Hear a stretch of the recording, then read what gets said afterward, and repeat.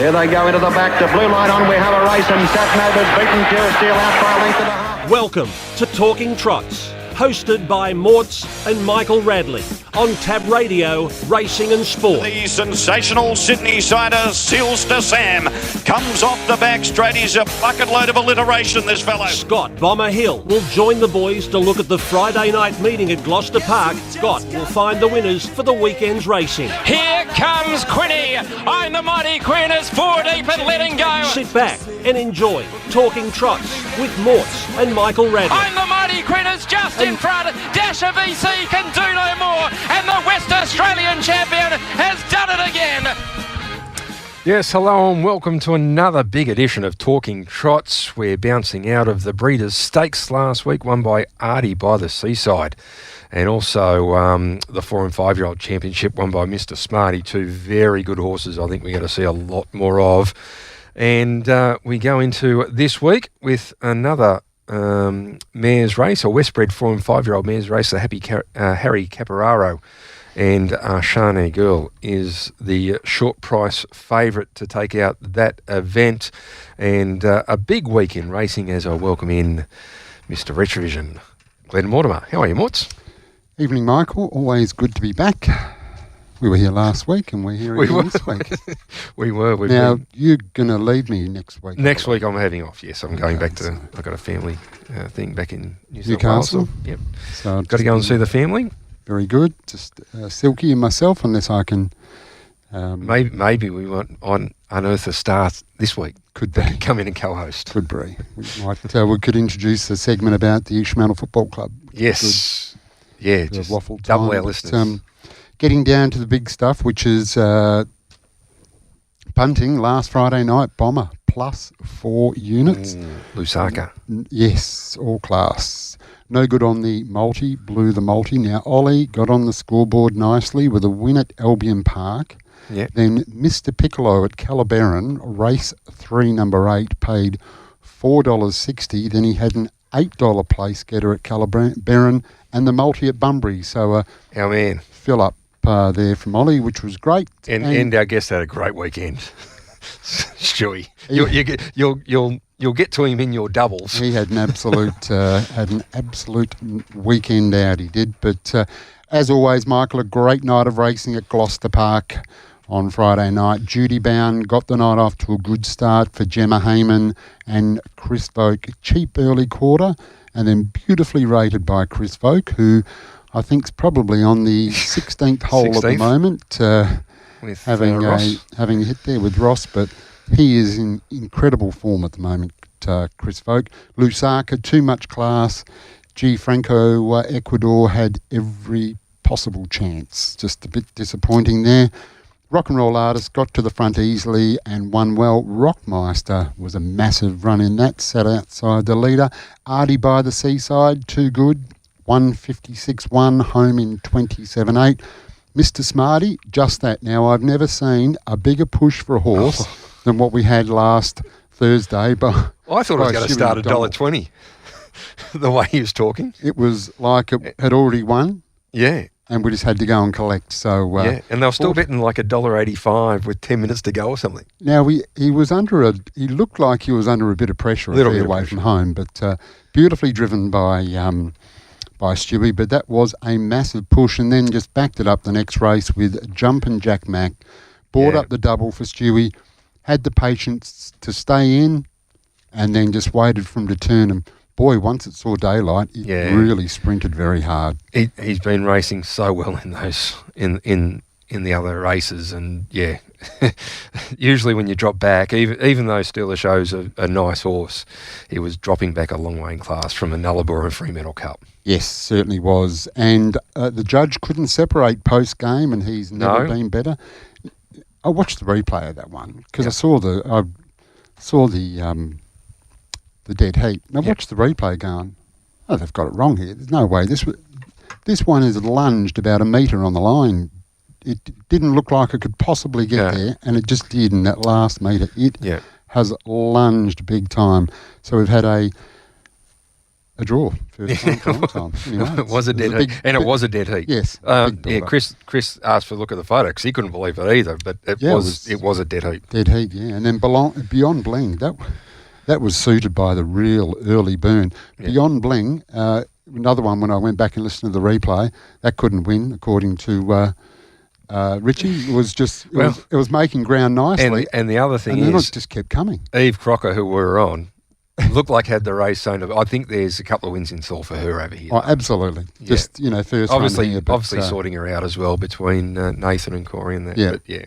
And there was a big early burn, which she was just off the pace in. And, that helped. And, it was amazing. The other one just kept coming, and Miss Hepburn rounded out the card nicely, driven by Trent Wheeler for Aidan DeCampo. And then Miss Hepburn went to Gloucester Park on Tuesday and had no luck, got caught up beyond the leaders, qualified, and she goes in. She'll be in the Diamond Classic next week, and tell you what, if she draws a barrier, Miss Hepburn, she's a live chance. Even against the very good horse of Mike Reed's, she's flying, Miss Hepburn. Certainly is. And that was a great drive by my man, Trent. Yep. Gee, he can drive.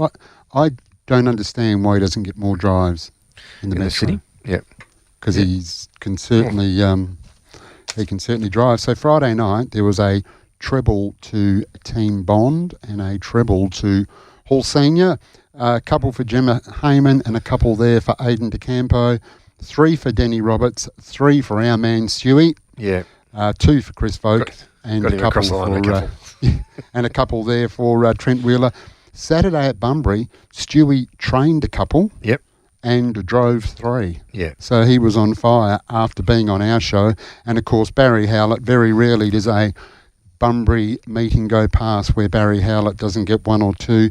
He got a couple and Chris Vogt got 3. Sunday at Calabaron, you could probably tell me what happened at Calabaron, Michael. But I'm not. No? Okay, you sure? You don't want me to go through it? Can you enlighten us? Double to Peter Anderson and a treble to Shannon Savelko and double to Donald Harper. Monday at Pinjarra was a double to Team Bond and a double to Dylan Edgerton Green. Tuesday at GP, double to Mike Reed and Shannon Savelko. So it was a big week in racing, Michael. Yeah, really good racing. Heats of the 3-year-old Diamond Classic at Gloucester Park on Tuesday. Yes. And the finals coming up next Friday night. And obviously Waterloo is a very smart horse. Gee whiz, that was Sugar Delight carved out a nice time. Yeah. But and Miss Hepburn went to the line hard held and after the Friday night win. So it's going to be a good final. Waterloo's obviously the horse to beat. Definitely. And depending on the barrier draw. And what about, we'll speak about it probably a little bit later, but Artie by the Seaside, and then backed up on Saturday night at Menangle by Artie's Express.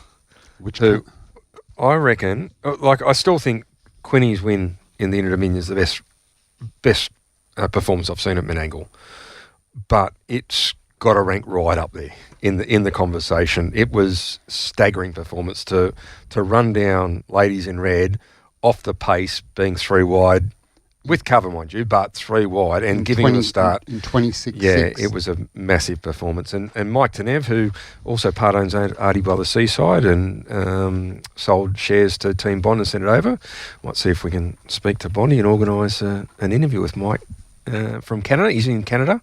But those Artie horses are probably the 2 best mares two of the best mares in Australia he's got. That was an incredible win. They've gone 149.9, last quarter in 26.6, and didn't look at. I mean, you thought no, the winner was the leader was home, and Jack Trainer's won the race. I think the last 3 years, maybe. Amazing. Yeah.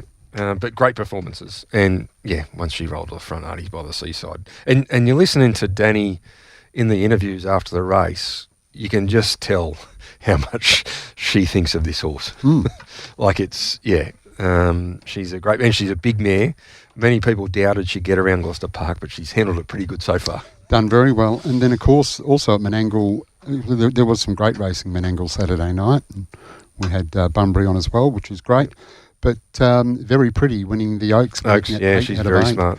Very smart. Very good indeed. So. Yeah, no, it was good racing. That's a mare's night now at Menangle. They're going to have the Queen Elizabeth and Oaks, and making it because obviously that mare's race used to be around Miracle Mile time. They've just moved it as well, and also the Oaks.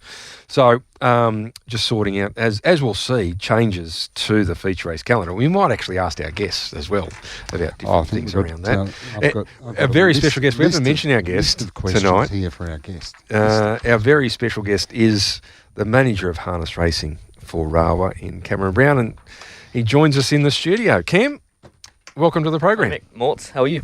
Thanks for having me. Very well. Really Thanks good. for taking the time to walk down the stairs. In at Rawa. How long you been here at Rawa now, Cameron? Since September, so 6-8 months. Yep. How have you enjoyed your time here? Really enjoyable. As you know, WA harness racing is a true love of mine. So from that perspective, it's great working in a sport you love. It's certainly full of challenges. Every day is a challenge, and we've probably stepped in at a time where the pressure for wagering is greater than ever. So that's the main challenge in all honesty, Mick.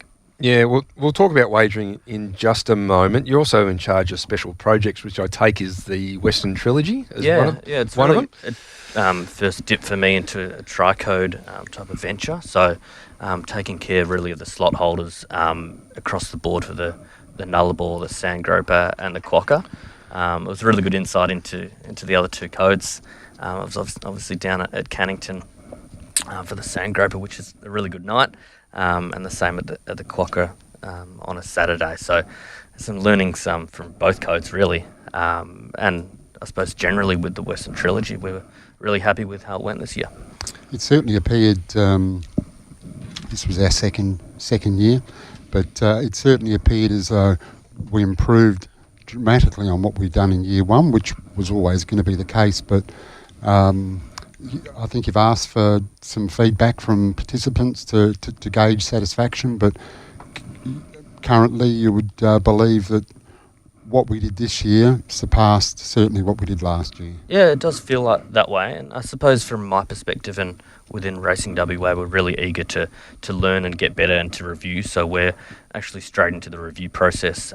So we've gone out to all the slot holders for honest feedback about how we did it, not just race night or race day, it's the whole lead up, and it's the whole experience for the slot holders. I know the Wednesday event at Optus is really good as well this year, and we'll do some internal feedback and of course sit down with Mick in the next couple of weeks to make it bigger and better next year. But look, I think in 2 years Racing WA has done a great job in really showing the WA product on a national level. I think there's been some great cut through from the eastern states as well to really show Australia and now New Zealand how good our racing is across the three codes. Yeah, it can certainly only get better as far as I'm concerned, and Michael's guarantee to us that he's going to turn on the same weather that he did this year for the Nullarbor was outstanding. Yeah, cue the sun. Cue the sun. Yeah, compared to the previous year when we had some inclement weather, but the move for the greyhounds back to the Thursday would have been a welcome to all the greyhound participants. Yeah, it was a ripping night, and they had a really good crowd down at Cannington. I think it's super important that each code has a different day or night, so that will definitely remain as is next year. But certainly with the Nullarbor and the Fremantle Cup, we had two terrific races. We had high tempo, super competitive, and horses coming from the back. They were two of the best spectacles that I've seen for a long time at Gloucester Park. The other thing with that, we did struggle to get the interstates at one stage. I know we had a few conversations, Cam, and it was a bit of a concern. And Andy made the decision late after Rob Tomlinson contacted him and made the deal. But they certainly made the carnival catch a wave, and Kate and Andy and the amount of promotion that they did with the horses. And it just proved how important it is to get that eastern state, because 90% of our wagering is East Coast, and they come getting East Coast involvement is very important to the success for all three of the Western Trilogy races. Absolutely, and we definitely had some conversation where we were pulling out whatever hair we've got left and on our hands and knees thinking, gee, no one's coming. But and to be honest, a conversation that I had with Andy Gath 6 or 7 months ago, he close to hanging the phone up on me. Any thoughts of going to Gloucester Park was quickly, not happening. So, big kudos, and we're super grateful to Rob and the Regency Food team for getting the horse across. It would have been so easy for Rob to pick one of their own local horses, but Andy and Kate were great for the race. The media they did here, and Eastern States, and I think Andy's more a media man than a horse trainer now. They did every interview, and really grateful. And Kate doing her work with HRV as well, and they really bought into the race as well. It certainly just really helps through with that cut through, and all eyes on Gloucester Park for that race. And I think that helped with the Fremantle Cup as well. And dare I say it, it was shades of I'm the Mighty Quinn. In the Fremantle Cup with Catch a Wave, his brilliant turn of foot. And I remember Gary Hall Jr. used to say, we trust the speed with Quinny. It was obviously to a lesser degree, but Kate trusted the speed, and his turn of foot was something I haven't seen maybe since Quinny. And the reason it's hard to get horses over because it is hard to beat WA horses in WA, and there is a bit of that over the eastern states. But the fact that we had Better Zip at the first year, and then we've had Catch a Wave the second year, particularly Catch a Wave. It's proved that you can come over here, you can be an elite horse and win, and even more so the horses that probably thought it might have been an easy option to go to New Zealand didn't go as well. Yeah, absolutely. And the performance in WA was... Yeah. And I think that might help the race going forward. Yeah, and to be completely honest, I'm sick of hearing excuses from Eastern States trainers. Tell me about the track's too small, they drive too hard, the travel's too far, it's too hot. Andy and Kate showed after some reluctance that it's absolutely it's doable. Yeah. And great to see more horses come across for our carnivals, and I even heard a little bit of a whisper that Andy and Kate love Perth so much that they'll be here for the pacing cup. Oh, really? Which would be a really good thing to happen as well. Awesome. Because I said to Andy after he's won the Fremantle Cup and he's come down, and I said, you didn't want to come. And he said, what do you mean? I'm not leaving. Exactly. Who knows? He might be a West Coast fan soon. So wait for that. Yes. Oh, gee whiz. Now, Michael, because after the Golden Nugget, we probably scared a couple off. Well, yeah, well... When we posted Cam Hart went super his first drive here, and since then, Junior's just terrorised him. Yeah, look, I think it was great. It was fantastic to see Catch a Wave, Kate and Andy across here. Your new best mate. What they did was fantastic, and hopefully that will just encourage, because there's nothing better than having Eastern Staters across here. It adds so much to the race, because there's an unknown element for one, but just to have that... It's a bit like when there's a big race on the eastern seaboard. If there's a WA horse competing, we all watch it, and we all bet. And that's got to be the case with Never Ending in the Eureka. I mean, it's got to create a lot more interest over here than last year. Then, even though it was a great race with Catch a Wave versus Sleep to Fame and Encipher, and the rest of the horses that were top class, the fact that a WA horse is going to take them on is going to create a lot more interest for us. So it certainly does, which is great. And then, but saying that, we can always improve, and no doubt that we'll look at stuff that we did this year and try and move forward. Which is, absolutely. I think, it's the name of the game, because it's. I think also the Fremantle Cup behind it worked it, even though the crowd probably wasn't great. The weather turned, but the fact that we got the right field is really important. Yeah, and I'm got full of respect for the Fremantle Cup.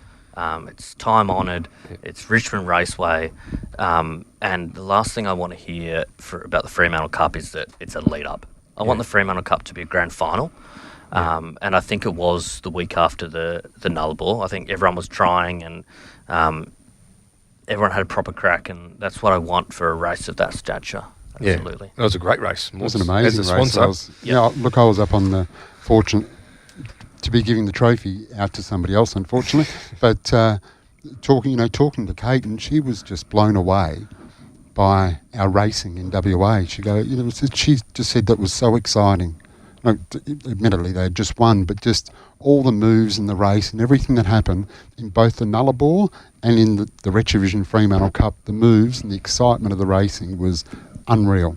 Something that you wouldn't get at Menangle or somewhere like that is that it just added so much to it. So, it's a different class of racing. Certainly is. Now, there is issues facing the industry, Cameron, and not just us. It's across the board. I think wagering now and now is, I think it's, what is it, down 20-25% across the board? In that realm, absolutely. Possibly even a touch across more all in some codes and areas. sport. Yeah. Which has had an impact. I mean, HRV announced this week that they'll cut another 6.6 million out of operations next year.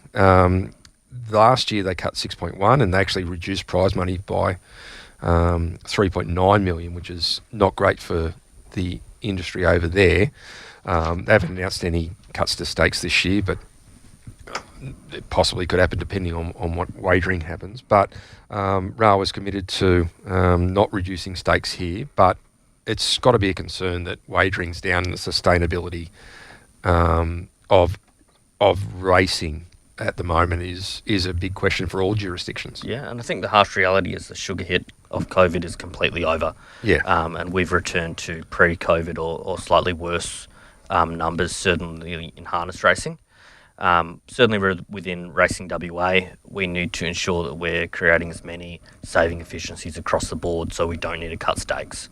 And we've said we'll keep them this year, and I can certainly hope that can continue in the next few years and we can move past this bubble and start progressing. But there's no hiding away from the fact that it's super tough times in the wagering landscape, and it's not just us. And it shows, I think, we need to change, we need to get better, and we need to create a more sophisticated product, a more competitive product, and appeal to the punters as best we can.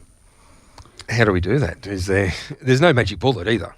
No, absolutely, and that's as part of the review. We need to make sure that we race when the punters are switched on and at our best tracks. We need to ensure that we can create bigger fields and more competitive fields across the board. It's clearly a more sophisticated market than ever before, and we need to present the trots, whether it's promotion, you name it, as best as we can. We need to smarten up. Now, Michael, one thing you said earlier on was that 90% of people betting... It's around about 90. It's probably 87 or something 87%. like that. But yeah, about 90. Are from the East Coast. Yep. Yeah, on WA product, yes. Yeah, so that's a huge number, and that so therefore having to make changes, like a couple were tried, particularly around times when there's daylight saving. Yeah. Because all of a sudden an 8 o'clock race here is 11 o'clock on the East Coast. Yeah. When a lot of the punters are, Oh, there's no doubt home. we perform above probably what we should, and also certainly above other jurisdictions considering the timeframes. And Cameron knows this probably better than anyone else, living in Victoria for so long. It's amazing watching WA racing. If you do go over the East Coast, it does come back in at a later time slot, and the fact that Gloucester Park is Friday nights perform in the top couple of meetings every week, including Menangle, Albion Park, Melton, who do get the better time frames. Mm-hmm. And they're probably dealing with 95% of their product is East Coast, but ours is that high. But I've spoken to Cameron about earlier times, and we've tried that once, Cameron, last week, and unfortunately it was a bit of it was good for us in the end because we ended up going to Sky One because there was cancellations. But we really need to see whether the Sky 2 product early beats the Sky 1 product late. Yeah. Yeah, it's a really interesting one, and we're in constant dialogue with the team at Sky about it. Clearly, we've been told in no uncertain terms if we move earlier in the night, we go from Sky 1 to Sky 2 in what is a super cluttered schedule. So, I suppose in simple terms, it's whether we want to back the really good Sky 2 slot or a poor Sky 1 slot. We know across the board with every race, if you're supposed to combine them, you lose 25% turnover going from Sky 1 to Sky 2. However, that might be outweighed by the amount of actives we've got at 4:30 or 5 o'clock compared to at 10 o'clock at night. So it's something we're seriously considering, even to the fact that I'd really like to do it as much as we can. However, we are at a bit of the mercy of a cluttered, even Sky 2 schedule on Sky. But we'll do everything we can to get earlier. I think on Sky 2 certainly has to be the move. Yeah. Like there's it's certainly got to be looked at about particularly in daylight savings as well, and with also that hour that hurts us too. And the quieter months as well, trying to get on there as early as possible and trying to get that dollar, but we've got to weigh up whether Sky 2 in a bad time, in a better time as opposed to Sky 1 in a worse time, and what's better, and obviously we've got to maximise it by doing whichever one is better. And talking about getting there earlier, the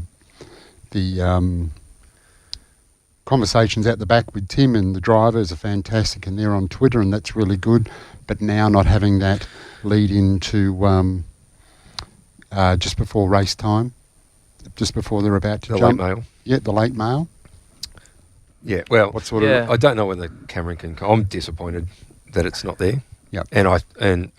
I'm speaking to Cameron to see whether we can get it back, and working on it. I think there's more cost-effective ways to make sure we can do it, but obviously there's costs involved in doing it, and once again it's the cost as opposed to in this time of austerity for all jurisdictions. But I think it adds it, but I don't know whether Cameron can speak much about it. So it was just a cost cutting. Yeah, if we go back one step, and without me avoiding the answer too much, I think we should be trying to race as early as we can across the board. It's not just Gloucester Park on a Friday night. No. I was just looking at Narrogin Fields on Saturday night, and the last race is at 9:45, which is obviously near quarter to midnight in the east. And it's one thing, it's not just turnover that it's an issue. I see Jocelyn Young's in the last at 9:45 at Narrogin. She has to get back to Pinjarra.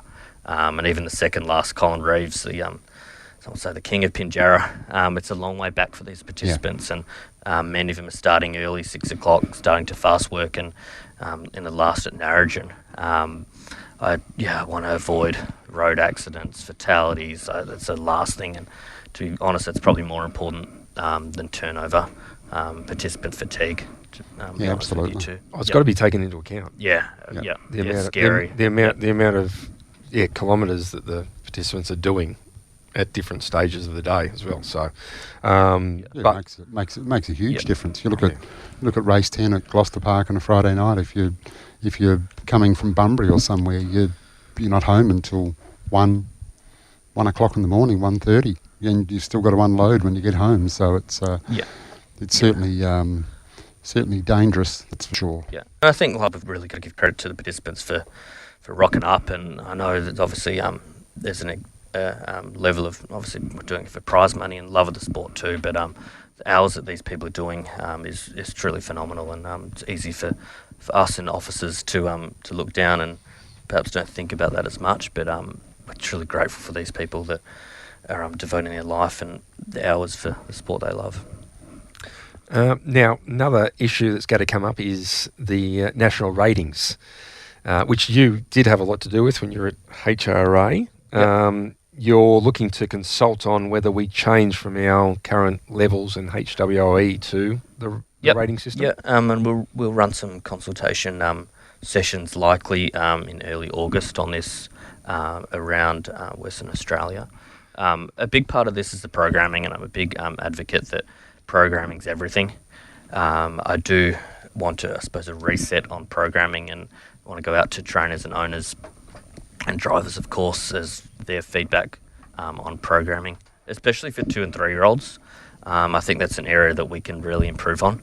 And look, it's all about being as competitive as we can, and also maximising our fields sizes across the board as well. There's no, I suppose, denying that we've been tinkering around Gloucester Park programs on a Friday night to make sure that we can get them as high as they can. But it's not just Gloucester Park, it's across the board that the whole aim, whether it's national ratings or a programming reset, is to have our product more competitive and to increase field sizes. for everyone as well, and with that gives us our best opportunities to succeed. Absolutely. Makes a huge difference. Too often you see the 2 and the 3-year-old, races with 4 and 5 starters, and a lot of the times the races just fall over, and then you're looking to try and set your 2 or 3-year-old for a particular race, and you can't get a start, which becomes very frustrating for owners and trainers. Yeah, personally, I think programming is much more important than the actual handicapping system you use, because most of the handicapping systems are aiming to do the same thing. It's how you program to get the best out of that system. So whether with the same system or national rating system, and you see over eastern states, a lot of races are non-rating system, and then they're using a lot of the last 5, like we do. Yeah, absolutely. And I think people often will say, hey, you know what, look at Tasmania, they run different type of races, or they run some ratings races different to Queensland, and I don't see that as a negative. No. I think you need to program the best you can for it's your different own horse state. population as well. Different horse population. Because Tasmanians are really a bit like us. Yeah. Like they don't move much. Yeah. Whereas there's a lot more movement between New South Wales and Victoria and even Queensland. Yeah, and I think the handicapping system just provides a spine for you to program around. And it's really the programming that I've got a huge focus on.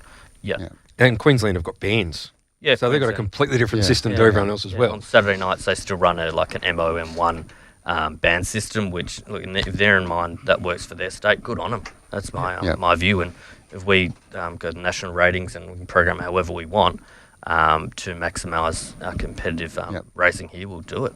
Yeah, and I'm not afraid to go out to the around WA and get some feedback on programming. No doubt you get plenty of feedback daily. Mainly from you, Mick. No. No, I don't give you that much feedback, do I? No. No, it's important. It's certainly important to get the feedback from the people that are programming the races for these horses to get them to a certain point without their feedback. Exactly. And in all seriousness, sometimes I think less is more as well. I think we've been, at times we can be guilty of over-programming, and in some ways programming too many races for not enough horses, and it's about ensuring it's about the horse population. Absolutely. And maximising the horse population. Yeah, and sometimes I think there's a view that we should be programming less to capture more horses, and if we have to split, that's be a really good result. I think you can sometimes program too many races and spread the population too thin, and then no races stand up. So we definitely need to get that right. Yeah, and that's something that I'm sure there's room for growth. Yeah, absolutely. So the programming is as critical, if not more so, than the handicapping system. Yeah. Right. Well, Cam, you've come in at an interesting time. There's plenty going on, whether it be trying to maximise our horse population, downturn in wagering. It's all happening. One good thing is an East Fremantle supporter, Michael. Well, that's a huge plus. Is it? Absolutely. I'm from New South Wales, so I don't really know. Bray's shaking his head over there. Not a fan of East Fremantle? Swan Districts for me. Oh, sorry, we had to beat you after the siren. That hurt. So, Ross Fitzgerald will give you a pair of steel blue boots. Yes. It really suit him too, wouldn't it? for supporting them. Now, Cam, great to have you on the program. No doubt there's plenty more to come. There's no announcements you want to make? Not today. No, nothing? We got a little bit exclusive about Catch a Wave, but that's it for today. But okay. Yeah, maybe a Pacing Cup. Maybe a Pacing Cup. Yeah. There you go. Well, if it's in, he'll go Victoria Cup, possibly into Pacing Cup, the way it sits. Hope so. That'd be great. Yeah. We've got Swayze coming back this week. We're getting ready for Queensland. Yep. And that should be a great carnival, and kudos to Bricky and the team up in Queensland. Their carnival's clearly a really good time for the calendar, and we're seeing more and more head up to Queensland. I read something about perhaps Lavra Joe heading up to Brisbane as well. Look, I think he's thought about it, Ray. I think he's thought about it. It depends on how he obviously comes through in the Narrogin Cup and whatever else. But it'd be interesting to see how he goes over there. And life's short. Some really good prize money over there, and while his horse is fit and ready, may as well. I'd love to see it happen. And it's got to test him against Leap to Fame and Swayze, which you don't learn much staying home, do you, Mick? Yeah, that's right. So I'd love to see him go over and have a crack. I'm looking forward to seeing Magnificent him race Storm the did it last American year. Cup Had a on crack. Saturday night. He came back and won a pacing cup. Like, you know, like it doesn't stop you from coming back and winning the big races here either. So, Yep. no, I think it'd be great. Absolutely, and it gives, I suppose, back to the Nullarbor. We're 0-2 with a Nullarbor, and I'd Yeah. love to see some WA horses get scalps over East as well. It's just a matter of time. But it's the last 2 years are sort of the Eastern States guys have come over and won. But WA lift. Well, hopefully we can bring the Eureka back this yes. Morts will go over and steal their money, so and bring it back.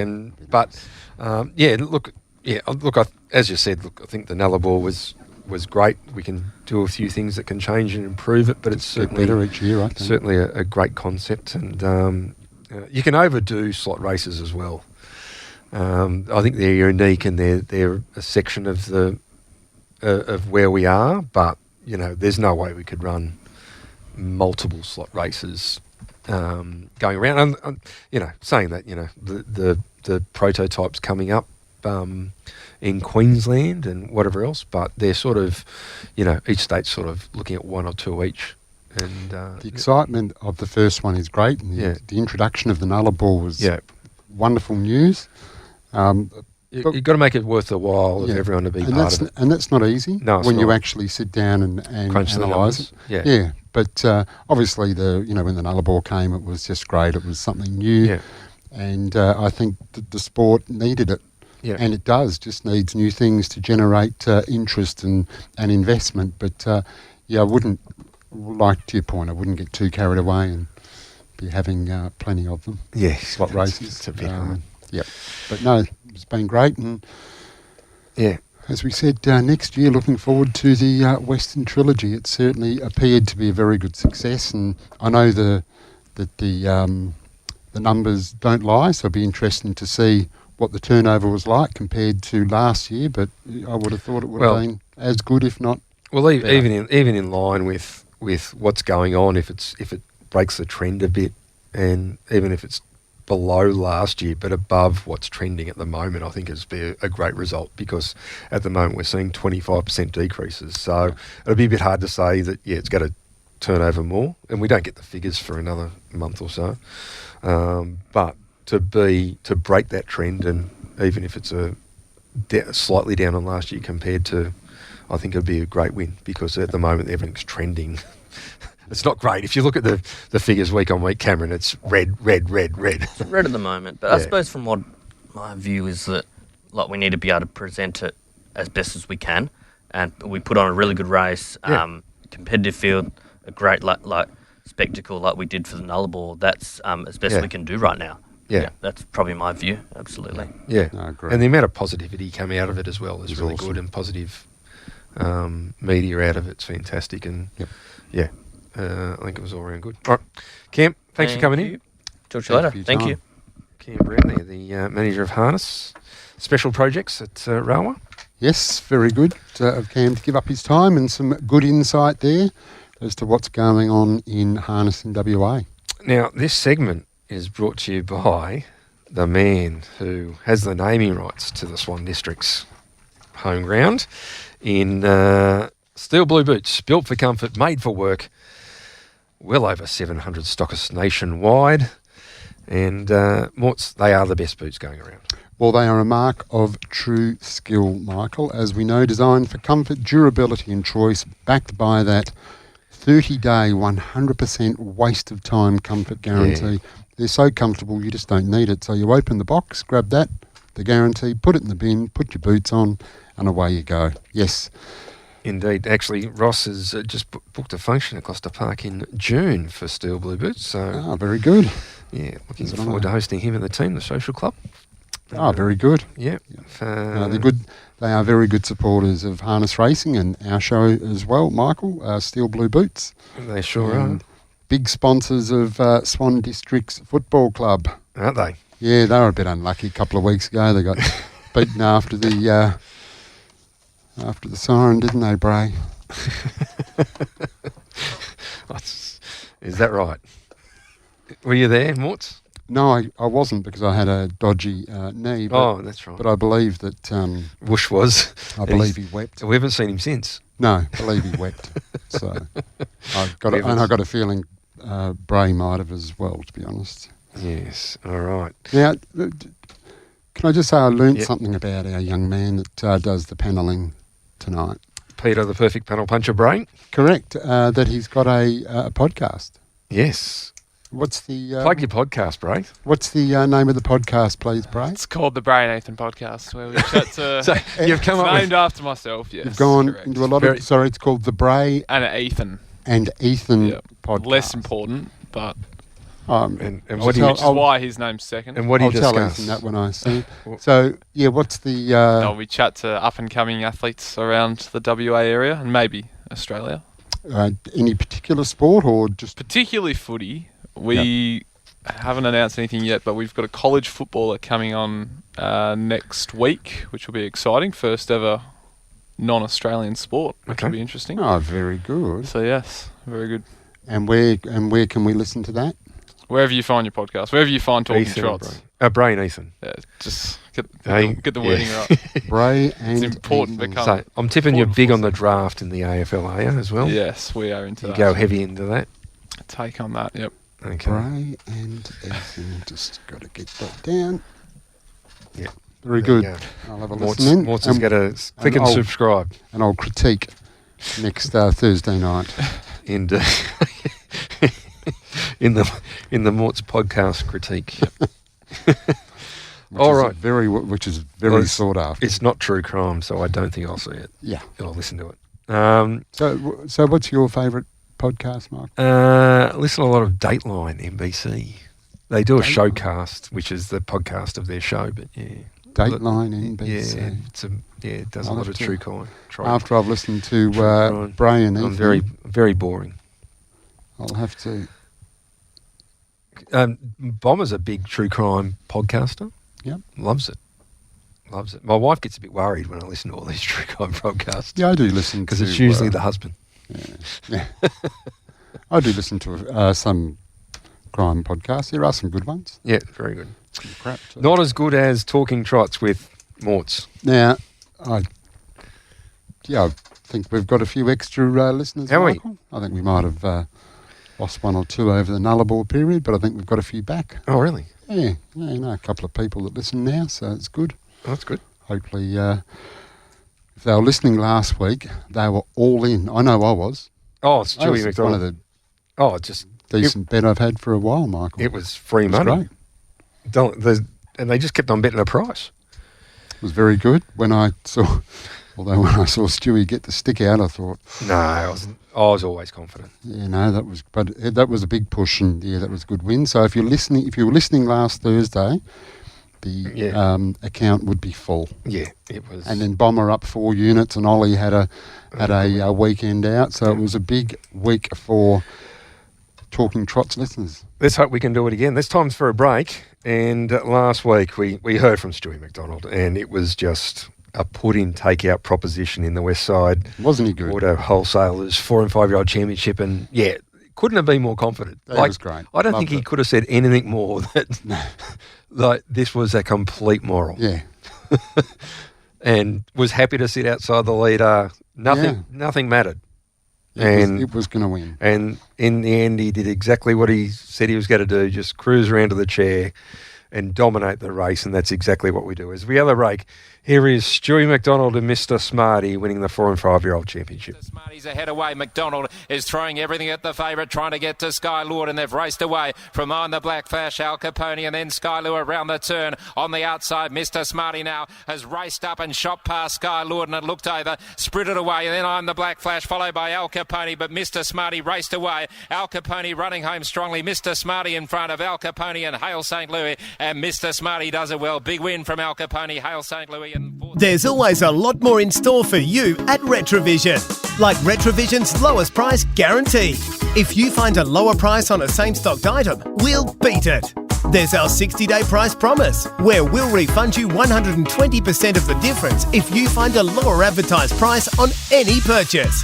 Plus, RAC members save an extra 5% every day of the year. After 60 years, a lot has changed, but there's still a lot more in store at Retrovision. You are listening to Talking Trots with Morts and Michael Radley. Girl looking dangerous on its back. They drop off, let it linger, and then Valhalla Miss, but around the turn, she hasn't moved on Artie by the Seaside. 28-4, it's clear. A Chani Girl runs up on the outside of Nullarbor Navajo, and then Valhalla Miss, and further back on the inside is Let It Linger, but doing it well, Artie by the Seaside, over a Chani Girl and Nullarbor Navajo, and goes home to win very easily. Artie by the Seaside by 6 minutes. She's an outstanding mare. She's a New Zealand Oaks winner. She's made it 2 out of 2 in WA, Morts, and never, ever in doubt. No, very smart, nice drive. Denny Roberts just doesn't panic. And, easy watching, Michael. Yeah. Easy watching. I think, don't have to be Einstein to work out she's got a big future, do you? She's very good. Now, this segment, Morts, is brought to you by Retrovision, your local WA electrical appliance specialist, where RAC members save an additional 5% every day. They certainly do, and as you know, Michael, they get the lowest price guarantee. So, you get the price from JB Hi-Fi, guaranteed to get the same price from Retrovision, but if you're an RAC member, you get an extra 5%. So in my books, that means every time you shop, if you shop at Retrovision, you'll save an additional 5%. On everything. If you're an RAC member. Yeah. So, no reason why you shouldn't be there. Good supporters of harness racing in WA, and conveniently located throughout this great state of ours. It sure is, and great supporters, as I said, great supporters of harness racing, and harness racing supports you as well, Morts, which is even better. It's great, and it's just something we love. So now, sorry, can I ask what's on your shirt there, Mike? Red Mile. Oh, is that okay? Yeah, in Lexington, Kentucky. Oh, I thought... As opposed to your Retrovision shirt. Did you wear it? No, we got our pictures taken last week, ladies and gentlemen, as well. For promotional shots for Talking Trots. That's how big we're going, Morts. Yes, when you get to 25 listeners, you get your own photo taken. You get your own photo taken. Yeah. Did you wear the Retrovision shirt? Of course I did. Try and get a free plug. Did you wear shorts and thongs? No, I thought I'd better not do that because she wanted to get a full length. That would have been perfect. I thought about the Foster's shirt, but I thought I better not. No, I was just worried when I saw Red Mile. I thought, I've heard of the Golden Mile. I'm not so sure about the Red Mile. But Lexington, Kentucky. Okay. Yeah. Bought it when you were there? Yeah. Greg Coon took us in the mobile around, had a listen. Oh, very nice. Yeah. Andy, that year Andy McCarthy, I think, was the leading driver, equal with Yannick, and Tim was driving there. So very good. Yeah, really good. After the Little Brown Jug. It's about a week or so after. Now, what was your view on that Little Brown Jug? Because I think it's high on a lot of people's to-do list. I've always wanted to go Little Brown Jug. Did you enjoy it? It's probably not as much as I thought I was going to. Like, it's a country fair with a trotting race there. And they sort of, it's more casual and relaxed and all that, but great racing. And actually Tim Tetrick won the Oaks and made me come out the track. Like, I didn't really want to go. No, come out. It's like, but everything's based around the drivers there as well. Yeah, okay. So it was. The track was really good, but even more so, like the trainer stands behind the driver, and then the owners stand behind. Oh, really? Okay. Yeah, so it's sort of like, in the presentation, it's all about the drivers. But it was really good. Got to catch up with the Millers and all those, and great. Actually, I watched a race in the box with Roger Houston, The Voice. Oh yeah, yep. I just love listening to Roger. Just some of those Little Brown Jug calls. Oh, it would have been very interesting. Yeah, very interesting. He was more interested in talking to Nicole than me. I don't know why. Oh, if you've got a couple of minutes after the show, I can go through it with you, Michael, but I think it's pretty indeed pretty straightforward. All right, a man who everyone loves to talk to is on the line, our form expert, Scott Bomber Hill. Bomber, thanks for holding on while we prattle. How are you going for this week? Very well, thanks, guys. And yourselves? Not too bad. Good week last week. Oh, red and black all... Oh, sorry, we're not talking about the football. And the football as well. Yep. Yeah, well, absolutely. Yeah, the football was certainly a good result, but... Friday night was good. Thank goodness to Lasaka. He got the job done for us at a good price. Yep, certainly did. Yeah, and tell you what, we're a little bit unlucky. And a couple of others didn't go our way, including Eve Crocker. I think maybe if they had another run or two with her and worked her, under race conditions and had a bit more time with her. But I think she's one we can follow. Yeah, she was definitely unlucky. The death horse sort of collapsed in a lap. And had probably 200 or 300 metres earlier than they would have liked. But, she was very good. She'll be definitely winning races, no doubt about that. Okay, we're going to have a look at 4 races tonight. It's a 9-race card tomorrow night. The first at 5:26. The feature is race number 5, the Harry Caporaro 4 and 5-year-old Westbred mares. It's listed over for 30,000. We're going to start with race number 2. No market available yet on Tab Touch, but we'll have a quick look at the field. And we got Yankee Lincoln drawn the pole, 2 Bob Cracker in 2 on Spider-Man 3, the horse in 4, Alterette 5. You can scratch number 6, a colt named Sue in 7, I Better 8, Cab Sav the outside, and then 2 on the back line. We've got Cloud 9 and Rock Me Over. In the market on HRA's site, we've got Yankee Lincoln, 2 Bob Cracker, I'm Spider-Man, Alterette, Cab Sav and Cloud 9. All under double figures, and there doesn't look to be a pronounced favourite in this race. Bomber, which way are we going? Yeah, for that reason, or one of those reasons, I'm with Yankee Lincoln. He'll lead for fun, this horse, and I do think he'll be given his chance in front tomorrow night. He generally takes a sit, but last time he raced out of Rhett, which is one of the horses that he probably could take a sit on, he climbed all over his back for the last 200 or 300 metres, and like I said before, he will lead, and the only way he can get crossed is if they decide to take a sit, and he's going much better than his figure form suggests. I actually think he's going as good as he ever has in the West, and I think he can lead for a long, long way, and he's a horse that, like I said, they generally take a sit, so he certainly doesn't have to lead, but I'd be very surprised if they don't have him rolling along in front tomorrow night, and he's going to be hard to run down. Very open race. This certainly is Bomber, race number 2. And the man in the cart is Chris Folk, and there's not too many in better form at the moment than Chris Folk. So in a very open field, like I said, nice easy lead there, gets his chance to get on the board. So race 2, number 1, Yankee Lincoln for Peter Tilbrook and Chris Folk. What's the staking plan, Bomber? Yeah, 2 unit bet more. So, like I said, love to see him rolling in front. You look back through his last 4 or 5 runs, and he's going much better than that figure form suggests. So this is his chance, I think. Certainly is. Look forward to that race 2, number 1. All right, then we move to race number 4. Once again, no market up from Tab Touch just as yet. But this is the Western Australian pace over the 21.30, and a number of well-performed horses here taking the lead up with the dollars last 5. We've got Carrera Mac drawing the pole from Classic Choice, Without the Tar in 3, Akuto in 4, Star Casino 5, Dominus Factum in 6, Navy Street in 7, and Jetstar, who has done everything but win its last 2 starts and run second on both occasions. Looks like it'll be favoured in this race, and a deserved favourite at that, and hopefully can break through. Bomber, which way are we going?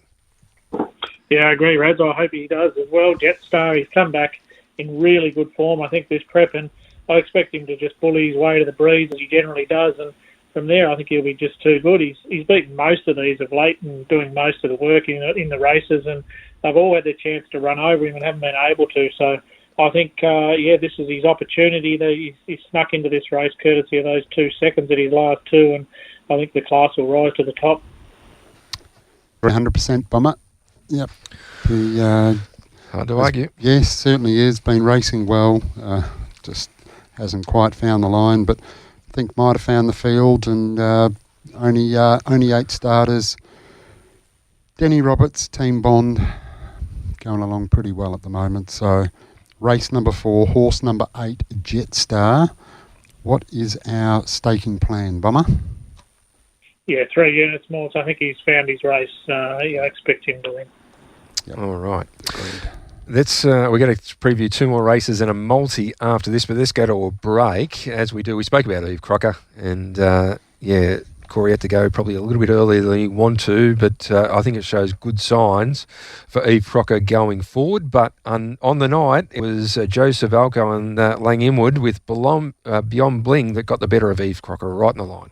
place chance, but the leader raced away, Eve Crocker, 29.6, and it bounded about 12 metres in front. Beyond Bling is coming out of the pack, giving chase to the leader. Back in the centre is Boulder Go, struggling to go with Beyond Bling in the straight. The leader, Eve Crocker. Beyond Bling down the outside is coming fast now. Beyond Bling all over the top of Eve Crocker. Eve Crocker grabbed by Beyond Bling, going home better, and Beyond Bling gets up to win from Eve Crocker. Third home, I said. Hi, I'm Steve Sell from Loans 123. We are car finance specialists. We can help you find the loan you're looking for, your new car, and help find a home for your old one.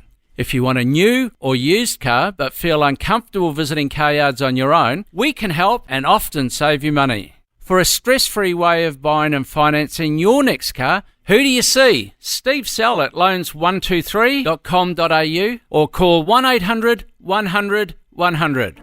Talking Trots with Morts and Michael Radley on Tab Radio, Racing and Sport.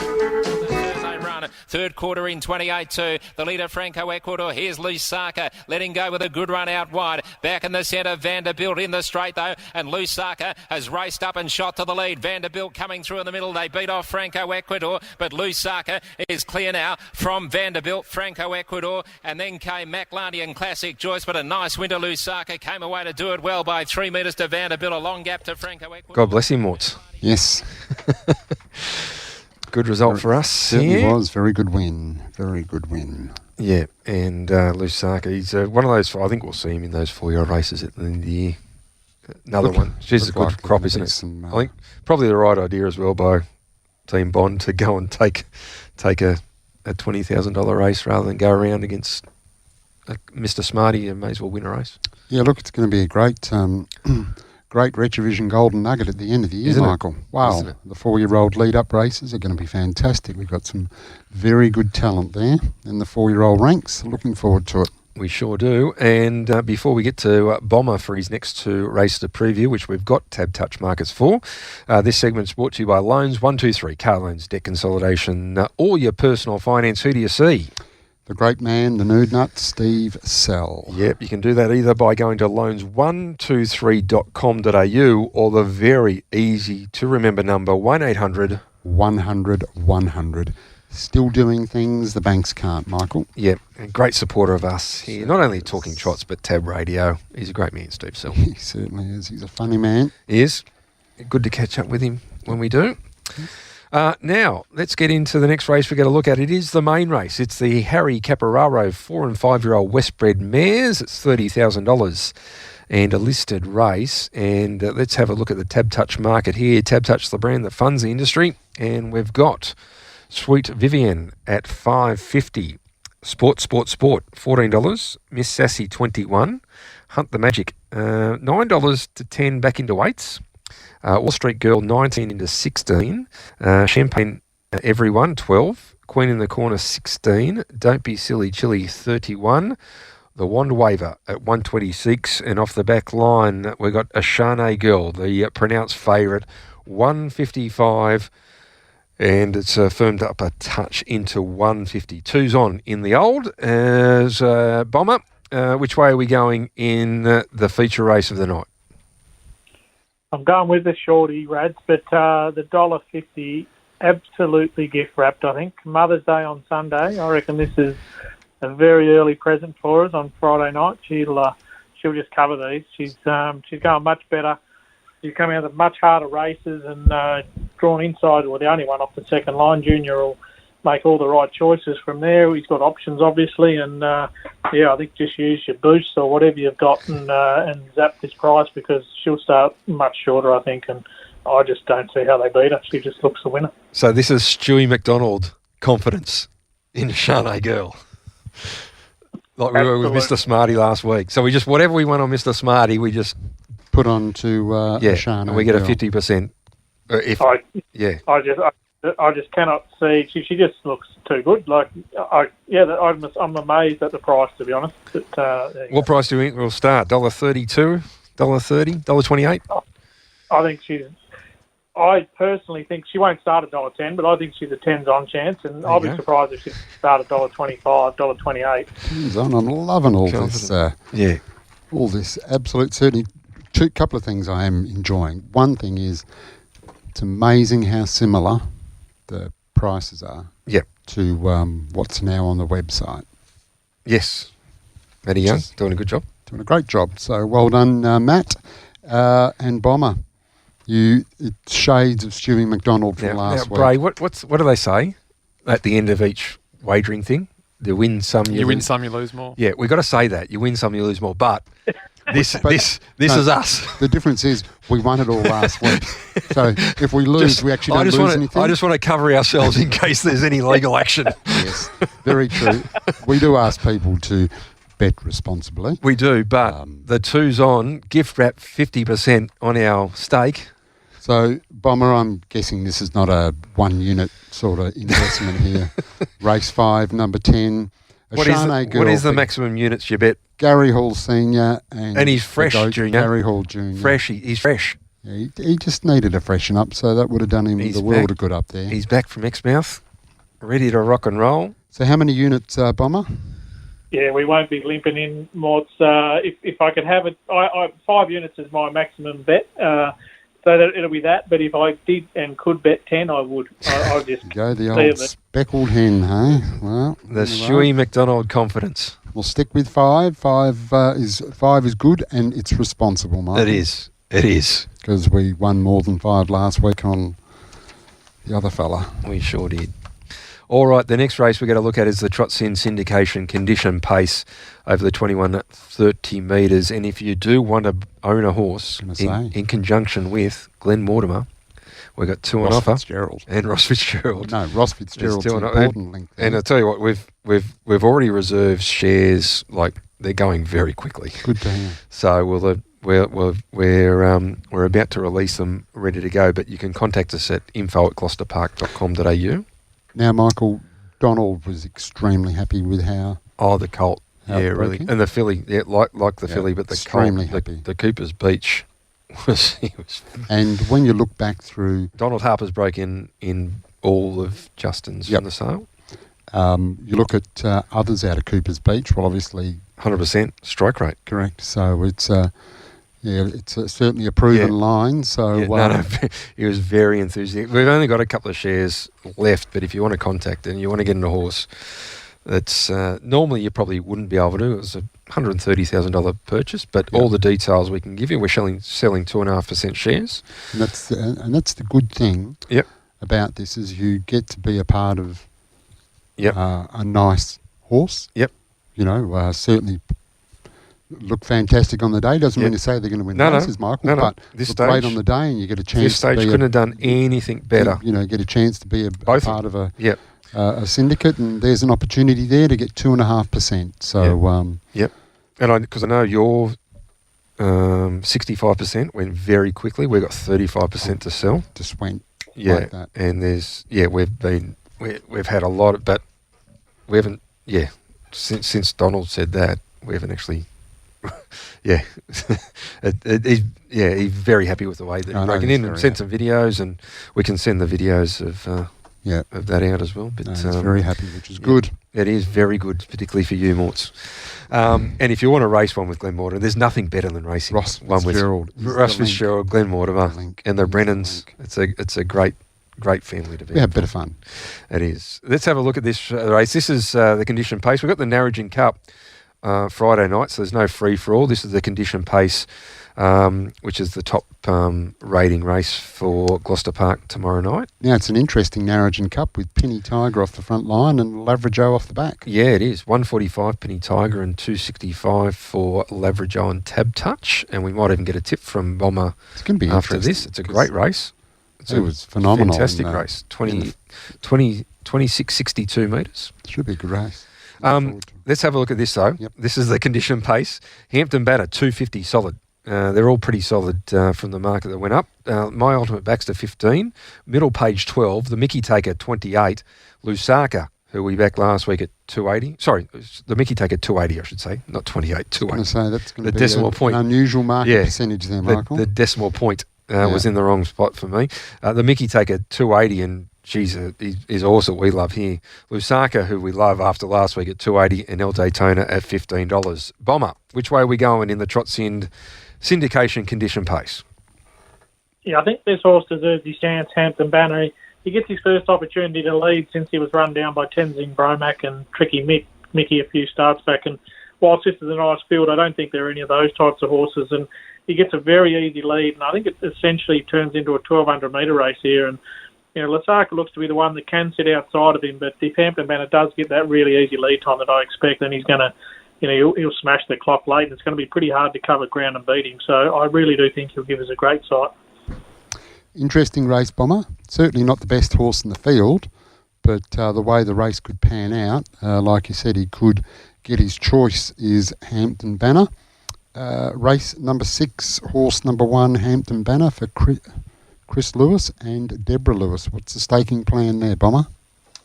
Yeah, 2-unit bet. He's the certain leader, and as I said, if he does get that really easy lead time and he can just dash the 1,200, then it's going to take a pretty good one to beat him, I think. Certainly will. Interesting race. Now with the multi, Bomber, what have you got? Yeah, no multi. No, hang on.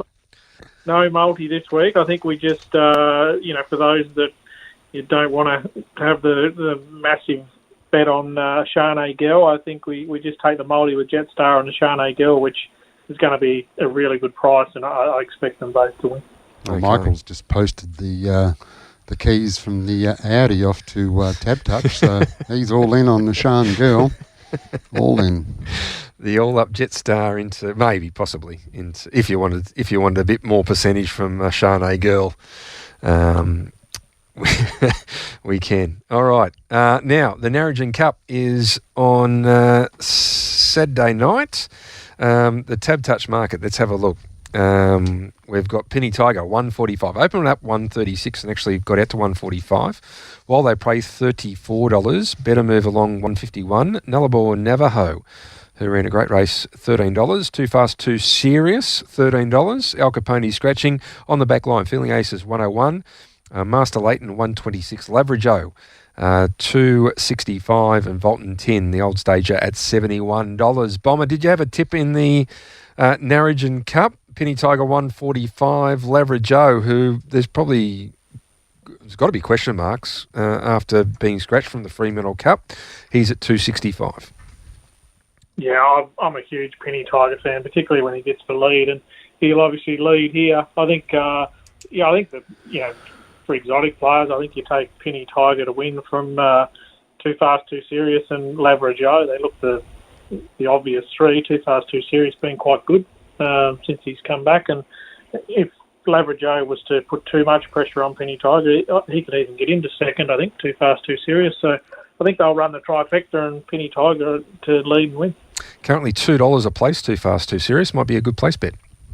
Yeah, I can't see him missing the top three. I know he's gone a little bit awkwardly out there, but he's got a fair bit of class everything outside of the top two, and he's savaged the line his last couple, I thought. Okay. He's been in great form, Bomber. Really good form. Too Fast, Too Serious. Yeah, I'm with you, 100%. But you'd just see it very, very difficult how they're going to get past Penny Tiger, given he's drawn to lead, and make it extremely hard. Yeah. Okay. Yeah, no, it's going to be a great race, the Narrogin Cup Saturday night. G Hall Jr., the driver for Laverajo. And of course Dylan on Too Fast, Too Serious. And Chris on Penny Tiger. Nullarbor Navajo was a good one from last week. I think we backed it backed it each way. Did we back it each way, Bomber? Nullarbor Navajo? Yeah. No, not last. We were on it when it won a few starts back, but not last week. Oh, that's good. Stewie thought that if he could lead, he would have won, or would have given it a great shot. He gave it a great push. I took Nullarbor Navajo into. So you're up. Yeah, into the absolute Mr. Smarties. You've got to listen to the whole podcast, Morts. Yes, you do. So no, it was good. But cracking race down there at Narrogin on Saturday night. All right, Bomber. Good luck on the weekend. Who's your team playing this week? You got the cash last week. Got GWS this week, and if they happen to get up this week, then we that's very early to be talking about September, but it has to be on the card. It's a great song, Earth, Wind and Fire, Bomber. Let's keep it that way at the moment. Let's keep a lid on it, but GWS certainly got to be a chance. You also tell me you're jumping off the Knights this week after tipping them last week to cause the upset, which, you can't let emotion get in the way of footy tipping, lads. Although I've been on them the last two when we've won the last 2 weeks, so I think he's going to go again. Yeah, West Tigers. We'll beat the West Tigers. My man Benji. But now, Bomber, don't forget Bray and Ethan. Bray on and the way Ethan. home, have a listen to that. And, yes, I've got that queued up. And we look forward to... You're a true podcast, aren't you? Absolutely, yeah. No, that was music to my ears earlier. So yeah, definitely into that, and we can have a review on that next week. Sounds good. All the best for the weekend, Bomber. Enjoy, and we will catch you next week. Thanks very much, guys. Have a great night. All right, there we go. Scott Bomber Hill. Hopefully we can get the positive result again this week. Thought I threw to the break then, because I have to get ready for next week, you see, because you won't be here, Mike. No, you won't, no. It'll be interesting. Do you want to throw to the break? It'll be interesting. Let's go to a break. Do you know what we're going to? I'll turn this around. Because you sent it through late. Yeah, because we... I know. I did. Otherwise, I'd normally have it printed and everything. Late. So let's, as we wind back the clock to last Friday night, race 8, the dead heat between post game, and he's never been better. Luca Pello's going to try to merge to the outside, an advantage as well. He's never been better in front. Post game's trying to lift, and then came Luca Pello. He's a cool Mac in the straight. He's never been better's on the outside of post game, and then Luca Pello down the outside. Post game comes back hard. He's never been better the outside. Advantage late with Luca Pello in front. Post game, he's never been better. Diving on the outside. Post game just in front. He's never been better. Lunge might have got there by nose in a photo finish with post game the inside. New Mazda. Yep, I love it. We got it from Bayswater Mazda. I keep hearing great things about them. They're fantastic to deal with. Great people, great coffee too. At Bayswater Mazda, you'll always be well looked after. Visit the team today and find the best drive-away deals on new Mazdas and pre-owned vehicles. Driving is better with Bayswater Mazda. So's the coffee. Go and see Bayswater Mazda at the corner of Guildford and Garrett Road, Bayswater. DL 25174. You are listening to Talking Trots with Morts and Michael Radley. Wider out Chili Punter, battling away Nasa Vera, but around the turn, Sugar Delight's going well. Sugar Delight leading the way in the straight from Exceptional Armour. Miss Hepburn needs the clear run, can't get it, and down the outside, Chili Punter. Sugar Delight's in front though. Chili Punter finishing okay, but Sugar Delight's got the lead from Chili Punter. Lewis keeps it going, and Sugar Delight goes home to win nicely from Chili Punter by a metre. Third home in the centre. Yeah, Sugar Delight, the lightly race now makes it 2 out of 3. And it won the second heat of the Diamond Classic, defeating Chili Punter. Exceptional Armour in third, and Miss Hepburn was looking for a run up the straight after a win on Friday night. And then the first heat was Waterloo, who just outpointed her rivals very short. And got to the front, that was it. Yeah, much too good. Beat Green and Cottrell. And a little bit more leisurely, 158.5 for Waterloo, where Sugar Delight went 156.9, but I would suggest that Waterloo will be favourite wherever she draws. But it's going to be a good race, the Diamond Classic, particularly if Sugar Delight or Miss Hepburn draw well against her. Yeah, absolutely. It's a good race. We'd like to see that add a lot more to the race, that's for sure, because Waterloo is in great form. Yep, she's a very good filly. All right. This segment, Morts, is brought to you by Bayswater Mazda. Driving is better in a Bayswater Mazda, corner of Guildford and Garrett Roads. No one knows it better than you because you drove here in one today. Yes, and driving a Mazda is amazing, but driving a Bayswater Mazda is just that little notch higher, Michael, because great range, great service, great team out there at Bayswater Mazda, and like I've said before, the best coffee in Perth. So go and see the team out there at Bayswater Mazda and look at the latest range. Indeed, they sponsor this last segment here on Talking Trots, and it's time to welcome in our country form expert, Oliver Cownie. Ollie, welcome to the program. Hi guys, great to be on. Not a bad weekend last weekend? Yeah, very good. Nice collected down there at Calabaran, Ollie, and Albion Park, and I think we got the Multi and Bunbury as well. Yeah, always nice finding a couple of winners over the weekend. It helps pay for having a good time on the weekend. That's very good. All right, And, plenty of racing coming up, Morts. We've got Bunbury as the dual meeting on the Friday night with Gloucester Park. There's 7 races, the first at 6:07. Then we go to Narrogin. It's Narrogin Cup night. It's a Tab Touch Narrogin Cup night on the Saturday night. There's 9 races, the first at 5:25, a good card there. And we go to Pinjarra Monday, 9 races there, first at 12:12. And GP Tuesday, another 9 races there, good fields. The first at 5:16. No doubt Ollie will preview those meetings on the Monday, but let's have a look at the meetings over the weekend, Ollie, and we start at Bunbury. What have you got for us at Bunbury as the dual meeting on the Friday night? I was starting in race 4 here with Northview Dance. I thought he was pretty disappointing first up in WA behind Mars McKevy. Thought after a really strong trial he'd be able to go a lot closer than he did there, but bounced back strongly with a really big win at Bunbury the next start from the stand and won by 12 metres, so pretty dominant there. And he had really, really good gate speed in New Zealand, so this looks a perfect race for him. Draws low on the front row over a mile. Comes up against some handy horses in Gully Gum and Lord Titanium. I thought he'd lead and be very, very hard to catch. He might go up a short price, so we might be able to multi that one into our second selection in race 7, Whitby's World. I think he was really good 2 back when hitting the front and just reeled in late by Plastered, who I think he might have just knocked off a little bit late when he couldn't see any horses.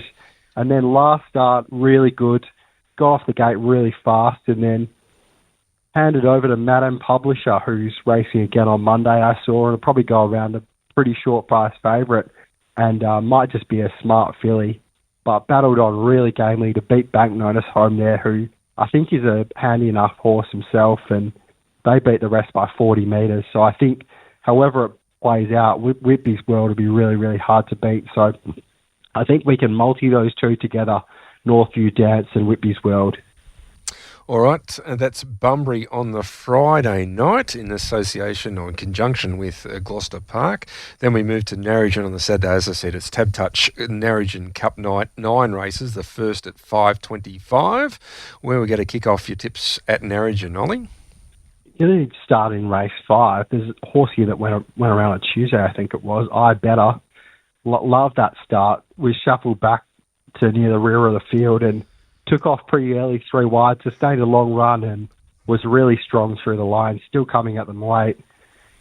I think when sat up, she's got a pretty sharp sprint on her. Her last win was unreal, was miles off them with 100 metres to go and grew wings late and flew over the top.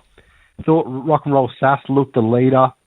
Not sure she's quite racing at her best at the moment though, but certainly gets her chance leading around Narrogin. So they look the main 2, and I think I Better can sit off them and hopefully run into it. It'd be great if she was each way odds, but I'm not sure she will be. All right, and then we move to the Narrogin Cup, and we'll do the Tab Touch market here for the Narrogin Cup. We've got Penny Tiger at 145, while they pay $34 and $3.10. Better Move Along 151. Nullarbor Navajo 13 and $1.95. Too Fast Too Serious 13 and $2. Feeling Aces 101, Master Leighton 126, Lavery Joe 265, and Volton 10 at 71. Which way are we going in the Narrogin Cup, Ollie? It's great to see Lavery Joe back after his little hiccup before the Freo Cup. So I think it'll be a great race between Penny Tiger and Lavery Joe, and I think one of those horses will win. Big advantage, obviously, being on the rouse for Penny Tiger, but I thought there was a horse here, While They Pray, which might just be able to sneak in leaders back. A few times Feeling Aces has failed to hold up inside back row, and Penny Tiger's got really good natural gate speed. So I thought there could be a gap that appears behind Penny Tiger, which While They Pray could slot into. He was an outstanding training effort first up after 2 years to be beaten 8 metres behind Penny Tiger. Pretty good form for this, and then last start just got left exposed and tired late, and obviously was second up from a long spell. So I thought if he goes similar to his first up run and he's on the rails, and it's really hard to see him not running a place at the moment. I think he's about $3.10 at Tab Touch, but I think we can probably get a little bit better than that late if we wait. All right. Well, they play this really good race in Origin Cup as well. As we say, there's two really good horses, Penny Tiger and Lavery Joe, coming out of the Fremantle Cup, and a few other horses that are pressing for the free-for-all ranks, including Too Fast, Too Serious while they pray. Okay. All right. And what about Albion Park? Have you got one for us at Albion Park, Ollie? I do. Don't have to wait long for this one. In race 1, Storm Tide, 4 starts ago, he was tested really. He was tested off the gate, and they went a 25 first quarter, and he was favourite, and he just tired out of it in the end. But I don't think that's any real knock in a 25 first quarter. He's drawn outside some probably moderate beginners here in gate 3. Looks really, really well set up for him here to get onto the front, and whenever he leads, he's always really, really hard to beat. So if he can lead here, his last couple of runs have been pretty good. I think he'll take plenty of catching. All right, that's well. We had to wait till last week.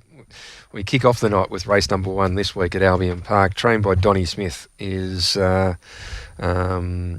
runner Storm Tide, race 1, number 3. Pretty early over here in WA. I think it's 5:14 in Queensland. So what's that?